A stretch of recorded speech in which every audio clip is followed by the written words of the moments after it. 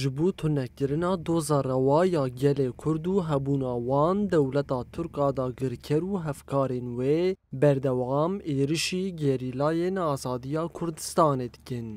کردان هر دم خواستپارتنه چیاین کردستانه و هیلینا خوال ورودانه. جلورا دا گرکرد خواستن چیایان چبو کردان بکن گور. لده چر خانودا گریلاین آزادیه لهمبری دا گرکریه آگره جنگا رومت هلکن.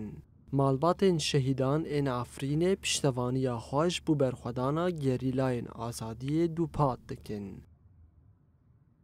ام شرمزار دکن دولتن فاشی وقت ترکیه و هفلبندن وی دچاین آزادا ایرش خوبانه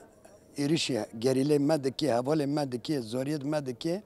همون جارك دن و شرمزار دکم به همو سلاح خوی قریچ و الهمبری عالم گشتی و ایشاد به تبعیه گی چه دکه و دسیر داجی ام دبینن لحر در که هوال بنده وی پرن دور پیچل سر کردا چه دکن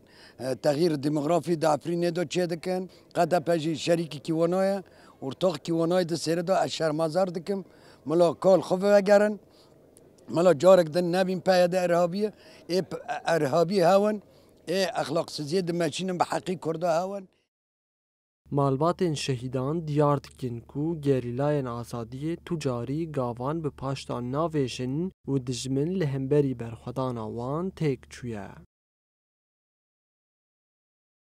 گریلا تجارت تگاواشین دا ناوی در به هری مزون دجمن دخی دجمن آرتا نچار مایی به گر را به ما زاروکی وان کدا درن دره لاش زاروکی خو عسکر خو لشکر خو دشوتینه امجی دبن ای دبن آلی کار به دولت ترکیه را دولت ترکیه افلاس کتی ام دبن وگرن ری خو راست هیرو دم آزادیه هیرو دم 100 سال لوزان ابداوی بی هیرو گلی کرد به برخودانی خدا دره شروان خواهی گریلا دا و وی گلی برخودانی ده که خواه اثبات کری ام دگینن مافی خواه و ام مافی خواه گینن و سروک خواهی آزاد بکن ناف خدا لی ام ده بندیسا بلاوی کسی ده خط ایخانت ده مشه وگر ری راست